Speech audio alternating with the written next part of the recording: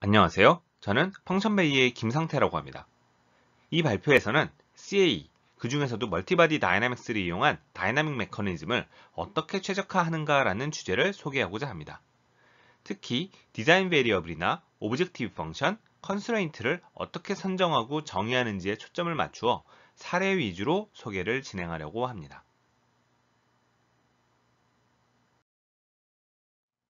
가장 합리적인 선택을 하는 과정인 최적화. 최적화를 위해서는 세 가지 요소를 알아야 합니다. 설계 변수와 목적 함수, 그리고 제약 조건입니다. 설계 변수는 목표를 이루기 위해 우리가 선택할 수 있는 입력값들을 말합니다. 예를 들어 이 지도에서는 XYZ 좌표가 되겠죠. 목적 함수는 궁극적으로 달성하고자 하는 목표를 말합니다. 목적지가 되겠죠. 예를 들어 가장 높은 곳에 가고 싶다거나 가장 낮은 곳에 가고 싶다거나 가장 가파른 경로에 가고 싶다거나 하는 것 말이죠. 제약 조건은 목표를 달성할 때 만족해야 하는 조건입니다. 목적지에 도달은 하되 물웅덩이는 피해야 한다거나 주거지역을 피해야 한다거나 특정 지점을 반드시 거쳐서 가야 하거나 한다는 것 말이죠. 이러한 세 가지 요소를 바탕으로 목적지를 향해 나아가는 과정을 최적화 과정이라고 합니다. 첫 번째 예제는 트러스 구조의 다리입니다. 다들 잘 아시는 형태죠? 초기 형태는 이와 같이 모델링을 해보았습니다. 아마 머릿속으로는 이미 최적화 설계를 하셨으리라 생각합니다. 설계 목표는 안전하고 경제적인 다리 디자인입니다. 이 다리와 관련된 시스템 정보를 나열해보면요. 왼쪽에서 오른쪽까지의 길이는 10m. 이건 불변이고요. 가운데 부분에 5만 뉴턴이 작용한다고 가정하였습니다. 각 조인트가 허용하는 하중은 8만 378 뉴턴입니다. 그러면서도 목적은 각 조인트에 걸리는 하중을 최소화하자이고요. 각 링크의 길이를 조절할 예정인데 전체 링크의 길이는 46.63m 이하여야 합니다. 한편으로 전체 링크의 길이는 적을수록 좋겠죠? 경제적인 이유에서요. 최적화를 해봤습니다. 최적화 과정에 대한 애니메이션을 보여드리겠습니다.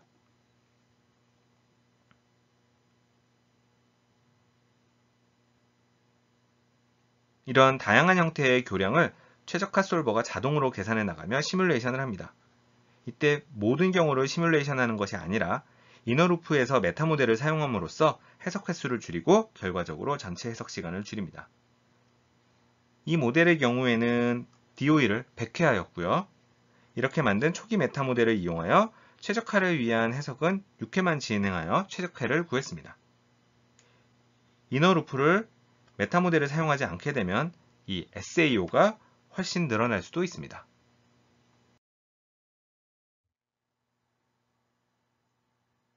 사실 앞의 모델은 멀티바디 시뮬레이션이 아닌 정적 해석으로도 얼마든지 풀 수 있는 모델이었습니다. 이번 예제부터는 전형적인 멀티바디 다이나믹스 모델을 이용한 최적화를 소개해 보도록 하겠습니다. 휠 러더의 동작 중에 조인트에 걸리는 하중을 개선하는 모델입니다. 다만 이 모델은 실제 모델과는 거리가 좀 있고요. 모형을 가지고 최적화 연습을 하는 모델이라고 생각해 주시면 되겠습니다. 현재 그림에 표시된 두 개의 조인트가 있는데요. 초기 설계에서는 위쪽 조인트에 훨씬 많은 하중이 걸리고 있습니다. 두 조인트에 걸리는 하중이 비슷하도록 설계를 개선하는 것이 목적입니다. 보시는 영상은 구동 모습입니다.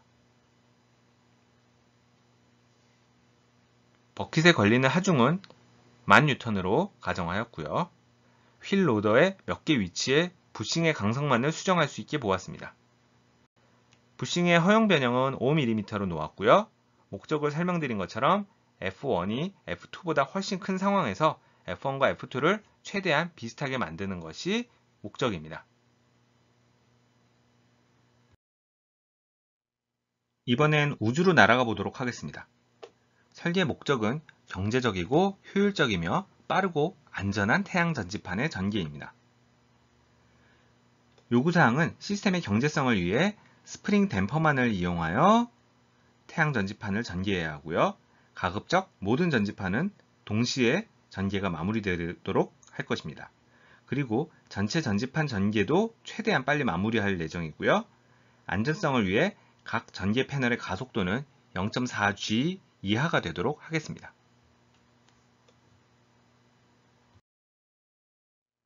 이번엔 제어 모델의 최적화를 살펴보도록 하겠습니다. 사실 최적화가 아주 유용한 경우가 바로 이 제어기의 개인값을 최적화하는 것입니다. 이 예제에서는 실제로 타겟으로 하는 속도 프로파일이 있을 때 이 값과 실제로 동작하는 전동휠의 속도의 차이를 최소화할 수 있는 개인값을 찾는 것입니다. 요구사항은 전동휠은 정지 상태에서 2m/s로 가속을 하게 되고요.